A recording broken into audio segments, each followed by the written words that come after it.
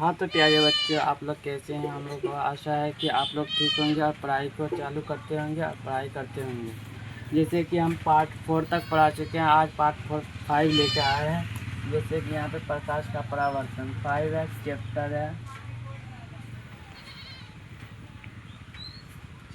1 है। और यहाँ पे क्या है, टॉपिक प्रतिबिंब। आज प्रतिबिंब के बारे में बताने आए हैं। जैसे कि यहाँ पे इमेज, अंग्रेजी में क्या बोलता है, इमेज। दर्पण के सामने किसी बिंदु स्रोत से आती प्रकाश की किरणों दर्पण से परावर्तन के बाद जिस बिंदु पर मिलती है या मिलती हुई प्रतीत होती है उस बिंदु को बिंदु स्रोत का प्रतिबिंब कहते हैं। फिर दूसरा टॉपिक क्या है, यहाँ पे प्रतिबिंब के प्रकार। प्रतिबिंब के यानी कितने प्रकार होते हैं उसके बारे में बता रहे। प्रतिबिंब कितने प्रकार के होते हैं। प्रतिबिंब के 2 प्रकार होते हैं, इसको याद कर लीजिएगा। प्रतिबिंब के कितने प्रकार होते हैं, 2 प्रकार होते हैं। प्रतिबिंब के 2 प्रकार होते हैं। यहाँ पे क्या है, वास्तविक प्रतिबिंब, रियल इमेज। क्या बोला है, वास्तविक प्रतिबिंब। यहाँ पे क्या है, रियल इमेज, यानी अंग्रेजी में बोला जाता है इसको रियल इमेज। फिर वहाँ पे दूसरा नंबर में काल्पनिक या आभासी प्रतिबिंब।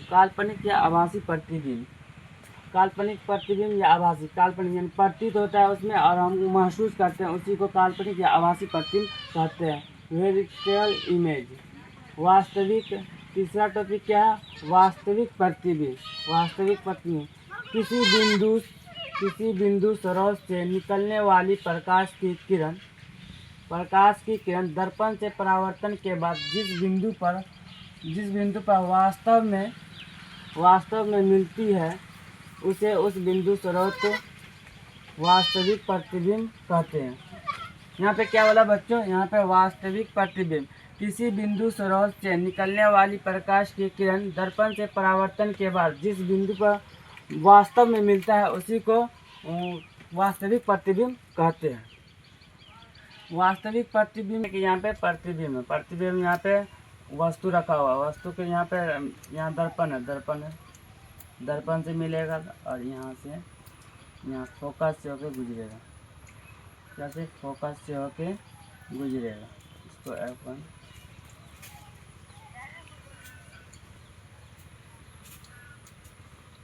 उल्टा बना वस्तु की अपेक्षा प्रतिबिंब क्या बनता है, उल्टा बनता है, उल्टा। यह हमेशा वस्तु की अपेक्षा उल्टा बनता है, यहाँ पे उल्टा बन गया है। फिर यहाँ पे तीसरा टॉपिक काल्पनिक या आभासी प्रतिबिंब। यहाँ पे क्या हो रहा है, काल्पनिक या आभासी प्रतिबिंब। किसी बिंदु स्रोत से निकलने वाली प्रकाश की किरण दर्पण से परावर्तन के बाद, क्या बोला, दर्पण से परावर्तन के बाद जिस बिंदु पर मिलती है या मिलती हुई प्रतीत होती है उसे उस बिंदु स्रोत का काल्पनिक या आभासी प्रतिबिंब कहते हैं। यहाँ पे क्या बोला बच्चों, मिलती है या मिलती हुई प्रतीत होते हैं। जैसे कि यहाँ पे दर्पण है तो ऐसे हैं, यहाँ पे जैसे यहाँ से हम वस्तु को रखें, यहाँ ऐसे भेजें, यहाँ पे डॉट से दिखाया जाता है। यहाँ पे मिलती है या मिलती हुई प्रतीत होती है। यहाँ जैसे यहाँ पे प्रकाश गया वस्तु का और यहाँ पे गया, यहाँ मिलती हुई प्रतीत होती है कि नहीं, यहीं पे। फिर यहाँ पे काल्पनिक प्रतिबिंब को पर्दे पर प्राप्त नहीं किया जा सकता। काल्पनिक प्रतिबिंब को पर्दे पर प्राप्त नहीं किया जा सकता है।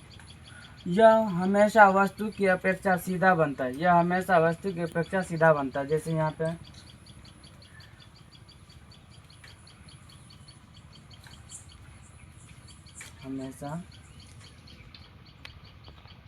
वस्तु की अपेक्षा सीधा बना है कि नहीं, सीधा। जिधर वस्तु रखा हुआ है उधर बना है कि नहीं, वास्तविक प्रतिबिंब।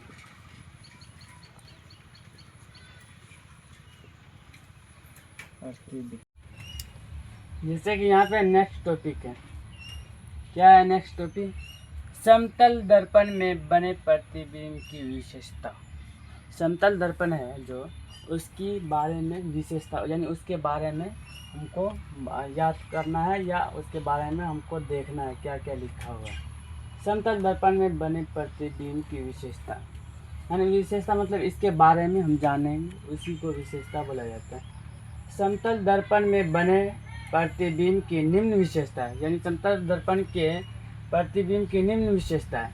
यहाँ पे पहला नंबर में क्या है, पहला नंबर में क्या बच्चों देखो तो क्या है, प्रतिबिंब दर्पण के पीछे बनता है। प्रतिबिंब कहाँ बनता है, दर्पण के पीछे। अगर समतल दर्पण है उसके प्रतिबिंब, जैसे ऐना के पास जाइएगा, ऐना रजिस्ट्रित किया हुआ रहता है, वहाँ पे जाइए आप, आगे में सामने में खड़ा होइए, उसके जितना बराबर यानी प्रतिबिंब के पीछे यानी समतल दर्पण के पीछे बनता है प्रतिबिंब। वही यहाँ पे क्या बोला है, प्रतिबिंब दर्पण के पीछे बनता है, दर्पण के पीछे बनता है।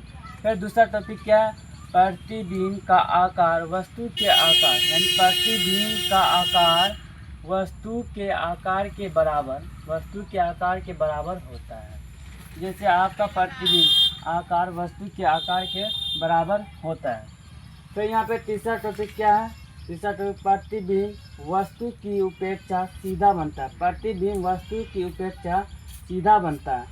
फिर यहाँ चौथा टॉपिक क्या है, चौथा टॉपिक देखो बच्चों, यहाँ पे क्या है चौथा टॉपिक, प्रतिबिंब पार्श्विक रूप से, पार्श्विक मतलब प्रतिबिंब पार्श्विक रूप से उल्टा बनता है, पार्श्विक रूप से उल्टा बनता है। पाँचवा टॉपिक क्या है, प्रतिबिंब काल्पनिक, प्रतिबिंब काल्पनिक या आभासी बनता है। प्रतिबिंब जो बनता है समतल दर्पण पे काल्पनिक या आभासी, यानी काल्पनिक हुआ सही में या आभासी से बनता है। फिर यहाँ छठा टॉपिक क्या है, दर्पण से प्रतिबिंब, दर्पण से प्रतिबिंब एवं वस्तु की दूरी समान होती है। क्या बोला यहाँ पे बच्चों, दर्पण से प्रतिबिंब एवं वस्तु की दूरी समान होती है। और यहाँ पे आप दर्पण, यहाँ दर्पण है, दर्पण के बारे में आप पूरा हम लेकर आए, दर्पण के बारे में यहाँ से आप दर्पण के बारे में चालू हो गया, दर्पण के बारे में यहाँ से चालू हो गया। गोलीय दर्पण, क्या बोला यहाँ पे बच्चों, गोलीय दर्पण, गोलीय दर्पण वह दर्पण जिसका परावर्तक सतह, क्या बोला, वह दर्पण जिसका परावर्तक सतह किसी खोखले का भाग होता है, किसी खोखले का भाग होता है, उसे गोलीय दर्पण कहते हैं, उसे क्या कहते हैं, गोलीय दर्पण कहते हैं। फिर यहाँ पे गोलीय दर्पण का प्रकार गोलीय दर्पण दो प्रकार के होते हैं। गोलीय दर्पण कितने प्रकार के होते हैं, दो प्रकार के होते हैं। गोलीय दर्पण दो प्रकार के होते हैं। जैसे यहाँ पे क्या है, अवतल दर्पण, क्या है, अवतल दर्पण, उत्तल दर्पण, अवतल दर्पण इसे कहा जाता है, अवतल दर्पण, अवतल दर्पण, अवतल दर्पण। और इसको क्या होता है, उत्तल दर्पण, उत्तल दर्पण। अवतल मतलब धसा हुआ भाग और उत्तल मतलब उठा हुआ भाग, उसी को इसको क्या बोलते हैं, उत्तल दर्पण, उत्तल दर्पण। अब हम दूसरे टॉपिक में, तो प्यारे बच्चों पूरा टॉपिक खत्म हो गया है। अब दूसरे टॉपिक में हम फिर पार्ट 6 लेके आएंगे, उसमें फिर गोलीय दर्पण के बारे में और बताएंगे। और आप लोग सपोर्ट कीजिए और लाइक कीजिए, वीडियो को लाइक भी कर दीजिएगा। और पिछले जिसका जो बच्चा का पिछले क्लास छूट गया है वो पाँचवा टॉपिक है ये, चौथा टॉपिक तक देख लीजिएगा पीछे का। ठीक है, तब बच्चे बाय बाय।